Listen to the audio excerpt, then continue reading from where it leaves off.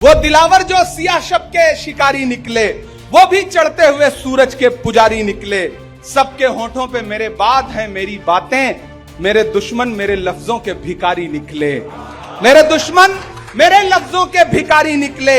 एक जनाजा उठा मक्तल में बड़ी शान के साथ, एक जनाजा उठा मक्तल में बड़ी शान के साथ, जैसे सजकर किसी फातेह की सवारी निकले। और हमको हर दौर की गर्दिश ने सलामी दी है, हम वो पत्थर हैं जो हर दौर में भारी निकले। इन्हें तिरंगे से नफरत है, अपना झंडा प्यारा है। गांधी का कातिल अब भी जिनकी आंखों का तारा है। शर्मनाक इतिहास है जिनका अंग्रेजों से यारी का, वो अब हमको बांट रहे हैं सर्टिफिकेट गद्दारी का। शराब देख के मेरे मचल रही है हवा, कई दिनों से बहुत तेज चल रही है हवा। बना रहे थे जो किस्से मेरी तबाही के, उन्हें खबर ही नहीं रुख बदल रही है हवा। इसमें कोई दो राय नहीं कि पिछले 10 साल इस हिंदुस्तान की सियासत में बड़े मुश्किलों भरे रहे हैं, लेकिन यह भी आपको बता रहा हूं कि हवा बदल चुकी है, बदल रही है। मेरी आंखें गवाह हैं। मैं देश की राजधानी में जंतर मंतर पर, देश की पार्लियामेंट में जो कुछ गुजरा है पिछले 25 दिनों में, 30 दिनों में, उसको अपनी आंखों से देख करके आ रहा हूं। मैं देख करके आ रहा हूं कि जब छात्रों ने संसद की तरफ कूच किया तो किस तरह से डर करके मैंने मंत्रियों को और प्रधानमंत्री को संसद भवन से भागते हुए देखा। हवा बदल चुकी है। ये छात्रों का, और राहुल गांधी जी ने जो एक अभियान शुरू किया, छात्रों की गूंज, पहले कोटा से शुरू किया तो पूरी राजस्थान की सरकार लग गई कि नहीं, कोटा में प्रोग्राम नहीं होने देंगे। लेकिन राहुल गांधी को कौन रोक सकता है? नहीं रोक पाए। उसके बाद जब राहुल जी ने यह कहा कि हम देहरादून में छात्रों से मुलाकात करेंगे, तो पुष्कर सिंह धामी की सरकार लग गई। फिल्मी गायक बुलाए गए उस दिन। लेकिन राहुल गांधी तो राहुल गांधी है। जब इलाहाबाद में प्रोग्राम था तो जिस ग्राउंड में प्रोग्राम था वहां नाली का पानी छोड़ दिया गया ताकि लोग इकट्ठा ना हो सकें। लेकिन हजारों बच्चे आए। और अब जब पुणे में प्रोग्राम होना है तो मैंने सुना है यहां की सरकार कर्फ्यू जैसे हालात लगा रही है। इस सरकार को यह समझना पड़ेगा कि आंधियों को कर्फ्यू लगा के नहीं रोका जा सकता। यह मोहब्बत की आंधी है, यह राहुल गांधी की मोहब्बत की आंधी है। और अगर आपने राहुल गांधी को छात्रों से मिलने में पुलिस के पहरे लगाए, तो जिस तरह से धर्मेंद्र प्रधान को इस्तीफा देकर के वापस जाना पड़ा, महाराष्ट्र के छात्र भी सरकार की ऐसी हालत करेंगे कि हो सकता है आपको भी इस्तीफा देकर के वापस अपने घर जाना पड़े। इसलिए मोहब्बत की आंधी का रास्ता रोकने की हिम्मत मत करिए। इस देश के छात्रों ने, इस देश के स्टूडेंट ने समझ लिया है कि कौन पढ़ा लिखा नेता है और कौन गैर पढ़ा लिखा नेता है। उनको फर्क पता चल गया है। इसलिए राहुल गांधी इस वक्त हिंदुस्तान के किसी शहर में ऐलान कर दें कि हम स्टूडेंट से मिलने जा रहे हैं, और ये सरकारें कितना भी ताकत लगा लें, मैं पूरी जिम्मेदारी से कह रहा हूं कि सरकारें राहुल गांधी को ना तो स्टूडेंट से मिलने से रोक सकती हैं और ना स्टूडेंट्स के घर पे पहरा लगा सकती हैं। हमने देखा है जंतर मंतर पे इनकी तमाम बर्बरता। इन्होंने पैलेट गन चलाई, इन्होंने लाठियां चलाई, लाठियों में कीलें लगी थी, इन्होंने स्टूडेंट जो बच्चियां थी उनके चेहरों पर थप्पड़ मारे। लेकिन आखिरकार सरकार को झुकना पड़ा या नहीं पड़ा? रात के 12 बजे सेल्फी मोड में वीडियो बना करके कहना पड़ा हेलो फ्रेंड्स, कहना पड़ा कि नहीं कहना पड़ा? यह बदलती हुई हवा का इशारा है। और उससे भी बड़ी बात मैं यह कह रहा हूं कि जब बिहार के सीवान में स्टूडेंट मूवमेंट में बच्चों पर AK-47 चलाई गई, पिस्टल से बच्चों के सीनों पे गोलियां मारने की हिम्मत की गई। एक बच्चा आकाश यादव, उसके शोल्डर में गोली लगी। एक बच्चा 17 साल का आरिफ, उसके गले में गोली लगी। एक बच्चा आदिवासी समाज का बुलेट कुमार गौड़, उसका घुटना तोड़ दिया इन्होंने गोली मार के। कांग्रेस का प्रतिनिधिमंडल लेकर के मैं वहां गया उन बच्चों से मिलने के लिए। और जब राहुल गांधी जी ने देश के गृह मंत्री को चिट्ठी लिखी कि आपको बर्बरता रोकनी पड़ेगी और जितने मुकदमे आपने लगाए हैं स्टूडेंट्स पे वो वापस लेने पड़ेंगे, तो ये राहुल गांधी का डर था कि इधर राहुल गांधी ने होम मिनिस्टर को चिट्ठी लिखी और दूसरे दिन शाम में बिहार की सरकार को नोटिफिकेशन जारी करके सारे मुकदमे वापस लेने पड़े। हवा का रुख बदल चुका है स्टूडेंट्स के मुद्दों पे घिरी हुई सरकार नए मुद्दे लेकर के आई है। सतपाल साहब बता रहे थे, वंदे मातरम के मुद्दे पे ऐसे ऐसे लोग निकल के ज्ञान दे रहे हैं, कंगना रनावत, अनुपम खेर। कल मुझसे मीडिया के एक साथी ने कहा कि कंगना जी ने कहा कि कांग्रेस तो देशभक्ति नहीं है। मैंने कहा उनकी बात पे मैं क्या जवाब दूं, जिनको आजादी 2014 में मिली, उनकी बात पे मैं क्या जवाब दूं? और ये भाजपा के लोग कांग्रेस को देशभक्ति सिखाएंगे, जिन्हें तिरंगे से नफरत है, अपना झंडा प्यारा है, गांधी का कातिल अब भी जिनकी आंखों का तारा है, शर्मनाक इतिहास है जिनका अंग्रेजों से यारी का, वो अब हमको बांट रहे हैं सर्टिफिकेट गद्दारी का। इसलिए इनके किसी ट्रैप में फंसना नहीं है। ये सवाल करने आए वंदे मातरम पे तो कह देना कि कांग्रेस पार्टी ही है जिसने वंदे मातरम को राष्ट्रीय गीत घोषित किया, और आप आओगे हमको देशभक्ति सिखाने के लिए। पंडित जवाहरलाल नेहरू ने 12 साल अंग्रेजों की जेल में गुजारा इस देश की आजादी की लड़ाई लड़ते हुए। ये हमको ज्ञान देंगे। मौलाना आजाद ने 10 साल अंग्रेजों की जेल में गुजारा इस देश की आजादी के लिए। ये एक नाम गिना दे जिसने एक भी दिन गुजारा हो। मेरे भाई, इसलिए इनके ट्रैप में बिल्कुल नहीं फंसना है, क्योंकि ये फंस गए हैं। बच्चों ने इनको जकड़ लिया है, स्टूडेंट्स ने सियासत की पूरी नैरेटिव को बदल दिया है। असलम भाई और अमीन भाई इस बात के गवाह हैं कि जब अल्पसंख्यक विभाग का एडवाइजरी कमेटी की मीटिंग थी, तब राहुल जी ने एक बात कही थी कि आप लोग सिर्फ 6 महीने इंतजार करिए, हिंदुस्तान में सियासत की पिच बदलने जा रही है और ये जितने हिंदू मुसलमान करने वाले हैं इनको भागने पे गली भी नहीं मिलेगी। ये राहुल जी ने आज से 4 महीने पहले कहा था और सिर्फ 4 महीने में हमारी आंखों ने देख लिया कि पिच तो बदल गई है। आज हालत यह है कि जेनजी छोड़िए, जेन अल्फा निकल आई है। 10-10 साल के 8-8 साल के बच्चे निकल के कह रहे हैं कि हमारा स्कूल सही कराओ, चीफ मिनिस्टर कहां है उसको बुलाओ। ये ऐसे ही थोड़ी हो गया है। ये राहुल गांधी जी ने जो भारत जोड़ो न्याय यात्रा के दौरान पेपर लीक का मुद्दा उठाया, स्टूडेंट्स का मुद्दा उठाया, उसका असर है पूरे देश में, एक क्रांति के तौर पे दिखाई पड़ रहा है। और भारतीय जनता पार्टी इस बात को समझ गई है। इसीलिए नरेंद्र मोदी जी रात के 2-2 बजे 12-12 बजे सो नहीं रहे हैं, बल्कि इंस्टाग्राम के वीडियो बना रहे हैं, कंटेंट क्रिएटर हो गए हैं। मैंने तो सोचा वो पार्लियामेंट में मिले तो मैं उनसे पूछूं कि कुछ पैसा वैसा इंस्टाग्राम से आने लगा है कि नहीं आने लगा है, लेकिन वो आए नहीं पार्लियामेंट। हम सब इंतजार करते रहे, ना तो होम मिनिस्टर आए ना प्राइम मिनिस्टर आए। ये ताकत है राहुल गांधी के सवालों की। हिम्मत नहीं जुटा पाए आने के लिए, डर गए हैं। इसलिए महाराष्ट्र वालों, आपकी जिम्मेदारियां बहुत बड़ी हैं। ये डॉक्टर बाबा साहब अंबेडकर की धरती है, यह शिवाजी महाराज की धरती है। इस धरती से जो आवाज उठती है वो पूरी दुनिया तक जाती है। डॉक्टर बाबा साहब अंबेडकर के लिखे हुए संविधान को बदलने की जो इनकी साजिशें थी, उसको आपने लोकसभा के चुनाव में नेस्त नाबूद करने का काम किया। अगर इनकी 50 सीटें और आ गई होती तो आज देश का संविधान ये बदल दिया होता। इन्होंने ये कोशिश जारी रख रहे हैं, दलों को तोड़ने की कोशिश कर रहे हैं। यहां पे शिवसेना को तोड़ दिया, यहां एनसीपी को तोड़ दिया, टीएमसी को तोड़ दिया। इनके पास अब सिर्फ बचा है कोई तो तोड़े हुए लोग। असली भाजपा के लोग तो पीछे बैठते हैं, आगे वो आकर के बैठते हैं जो दूसरी पार्टियों से आए हुए लोग हैं। इसलिए इनके यहां भी बहुत भयंकर नाराजगी है, झगड़ा चल रहा है आपस में। आपने अगर खामोशी अख्तियार की, आपने सलीके से बात की, इनके नैरेटिव में नहीं फंसे तो आने वाला वक्त अपने आप इनको कुर्सी से उखाड़ करके फेंक देगा। सिर्फ आप इंतजार करते रहिए। मीडिया के नैरेटिव से बचिएगा। मैं खास तौर से अल्पसंख्यक समाज के साथियों से कहना चाहता हूं, अल्पसंख्यक का मतलब सिर्फ मुसलमान नहीं होता, उसमें जैन भी हैं, उसमें पारसी भी हैं, उसमें बौद्ध भी हैं, उसमें ईसाई भी हैं, उसमें सिख भी हैं। 6 समाज मिलकर के अल्पसंख्यक बनते हैं। इसलिए जब भी आपको मुसलमान वाले नैरेटिव में फंसाने की कोशिश करें, बहुत समझदारी से मीडिया से बात करनी है। इनके पास अब और कोई हथियार नहीं बचा है। इनको यूनिवर्सिटियों से दुश्मनी है, मदरसों से दुश्मनी है। इस सरकार के पास उपलब्धि के तौर पे पिछले 10 सालों में गिनाने के लिए कुछ है तो मुसलमानों का उत्पीड़न है, उसके अलावा कुछ नहीं।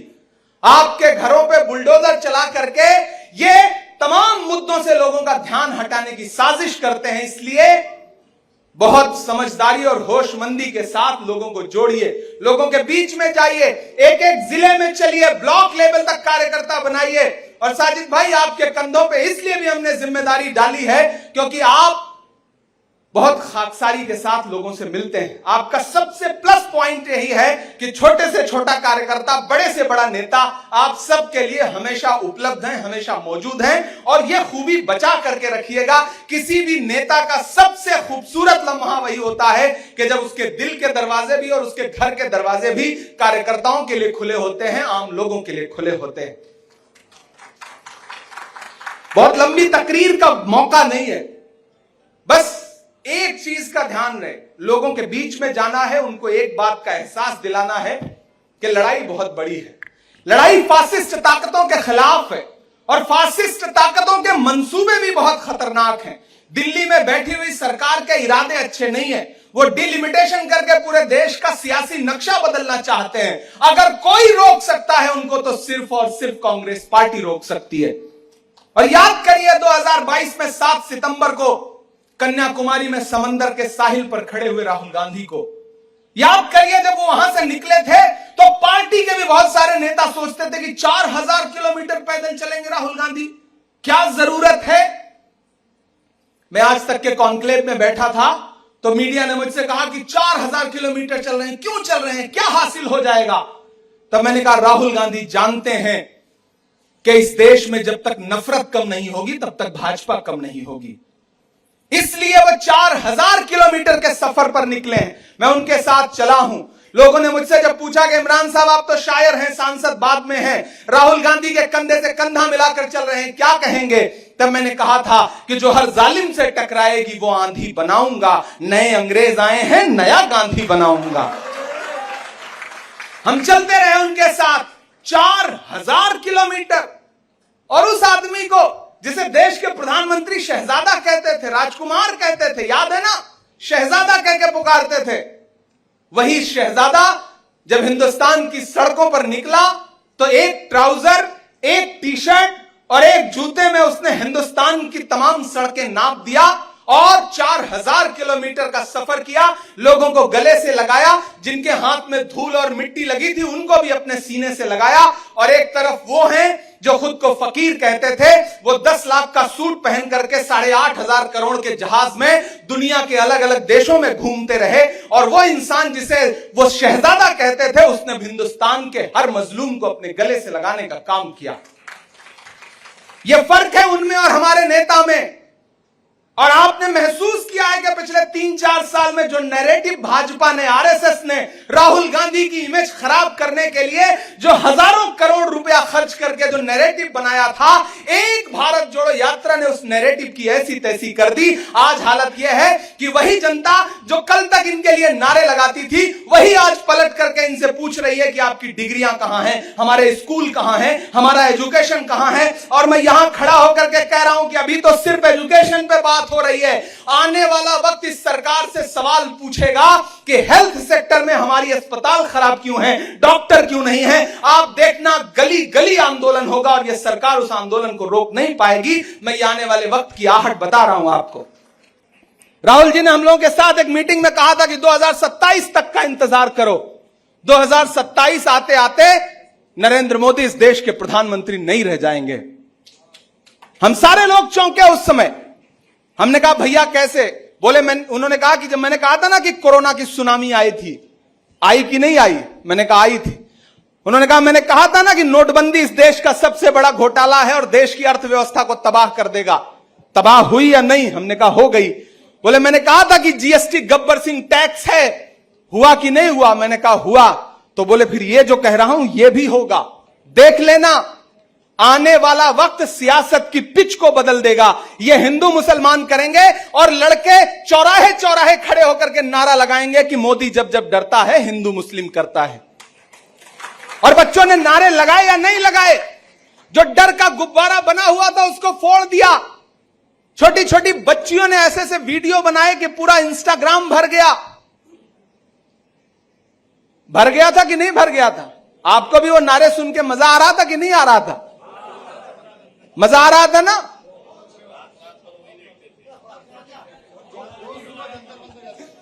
तो ये जो बात थी ना, वो भविष्यवाणी थी राहुल गांधी जी की, और हमने उसको देखा है।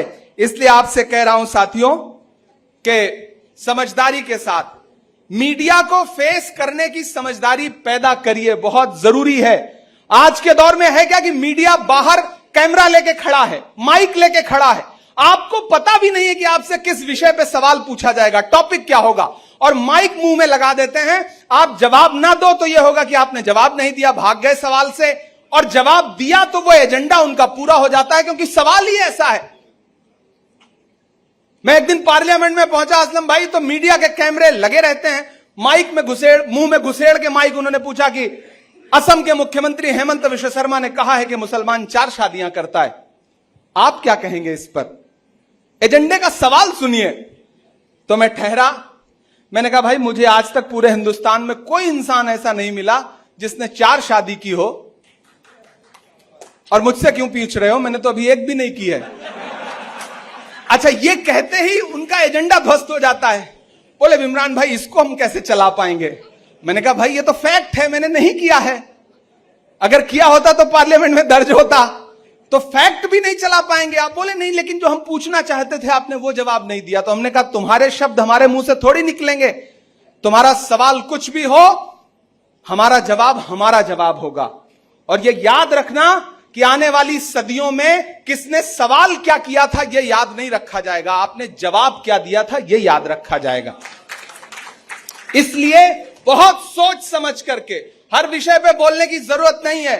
ये छोटे छोटे गांव में जो यूट्यूबर हैं वो चाहते हैं कि ऐसा वीडियो आप दे दीजिए जो वायरल हो जाए, लेकिन उस वायरल वीडियो से कभी कभी संगठन का, पार्टी का नुकसान होता है। इसलिए ऐसी कोई गलती नहीं करना है, बहुत नपातुला बोलना है। याद रखना आपका नाम काफी है वायरल करने के लिए, इसलिए जब भी कुछ बोलो तो यह सोच के बोलो कि बाकियों की कॉपी अगर 100 नंबर में जचेगी तो आपकी कॉपी 500 नंबर में जचेगी। इसलिए उस हिसाब से जवाब देने की कोशिश करना, और लोगों को जोड़िए, मेजॉरिटी के लोगों को जोड़िए, अल्पसंख्यक समाज में जो बाकी लोग आते हैं उनको जोड़िए। जिस तस्वीर में एक पगड़ी दिखाई देती है उस तस्वीर के मायने बदल जाते हैं। एक जैन समाज का कोई साथी बैठा होता है तो उस तस्वीर के मायने बदल जाते हैं। यह ऑप्टिक्स और नैरेटिव का जमाना है। इस ऑप्टिक्स और नैरेटिव को समझ के आगे बढ़ेंगे तो कोई आपको रोक नहीं पाएगा। कभी मोहसिन नकवी ने कहा था कि वो दिलावर जो सियाह शब के शिकारी निकले, वो दिलावर जो सियाह शब के शिकारी निकले, वो भी चढ़ते हुए सूरज के पुजारी निकले। सबके होठों पे मेरे बाद हैं मेरी बातें, मेरे दुश्मन मेरे लफ्जों के भिखारी निकले। मेरे दुश्मन मेरे लफ्जों के भिखारी निकले। एक जनाजा उठा मक्तल में बड़ी शान के साथ, एक जनाजा उठा मक्तल में बड़ी शान के साथ, जैसे सजकर किसी फातेह की सवारी निकले। और हमको हर दौर की गर्दिश ने सलामी दी है, हम वो पत्थर हैं जो हर दौर में भारी निकले। इसलिए डरिए मत, मायूस मत होइए, एकजुट होइए, एक साथ आइए। कांग्रेस पार्टी ही है जो इस देश में संविधान बचा सकती है, लोकतंत्र बचा सकती है, और दुनिया के किसी भी देश में जब भी लोकतंत्र कमजोर होगा सबसे पहली चोट जो पड़ेगी वो अल्पसंख्यकों को पड़ेगी। इसलिए जमहूरियत कैसे मजबूत रहे, आईन कैसे मजबूत रहे, वो आईन जिसके लिए डॉक्टर बाबा साहब अंबेडकर ने, मौलाना आजाद ने, पंडित नेहरू ने, महात्मा गांधी ने जो सपने बुने थे, उन सपनों को समाहित करता हुआ जो संविधान है वो कैसे बचेगा, उसकी प्रस्तावना कैसे बचेगी, उसकी जद्दोजहद करिए। एक बार फिर से आप सभी साथियों का बहुत शुक्रिया अदा करूंगा। और 22 तारीख को जो राहुल गांधी जी का कार्यक्रम है वो कैसे सफल से सफल, मतलब पूरे देश में अब तक जितने छात्रों की गूंज का कार्यक्रम हुआ है, राहुल जी को भी भरोसा है कि पुणे का कार्यक्रम उससे कई 100 गुना ज्यादा सफल होगा, क्योंकि उन्हें पुणे पे भरोसा है, महाराष्ट्र कांग्रेस पे भरोसा है और यहां के स्टूडेंट्स पे भरोसा है। तो एक बार फिर से आप सभी साथियों का बहुत शुक्रिया अदा करूंगा। और साजिद भाई इधर आइए आप, और वजाद भाई आप दोनों लोग इधर आइए। मैं चाहता हूं पहले एक बार जोरदार ताली इन दोनों के लिए, एक का बहुत सफल कार्यकाल और एक का आने वाला कार्यकाल बहुत अच्छा होगा, उसकी दुआएं, उसकी शुभकामनाएं और वजाहत भाई सिर्फ चार्ज मत दीजिएगा, जरूरत पड़े तो इनको मदद भी करिएगा हर लिहाज से, क्योंकि साजिद भाई आपके साथ खड़े मिलेंगे। एक बार फिर से आप सबको बहुत दुआएं, और जहां भी जरूरत रहेगी मैं हमेशा खड़ा मिलूंगा। अब मैं जब जिले में आऊंगा तब शायरी सुनाऊंगा, आज शायरी का दिन नहीं है।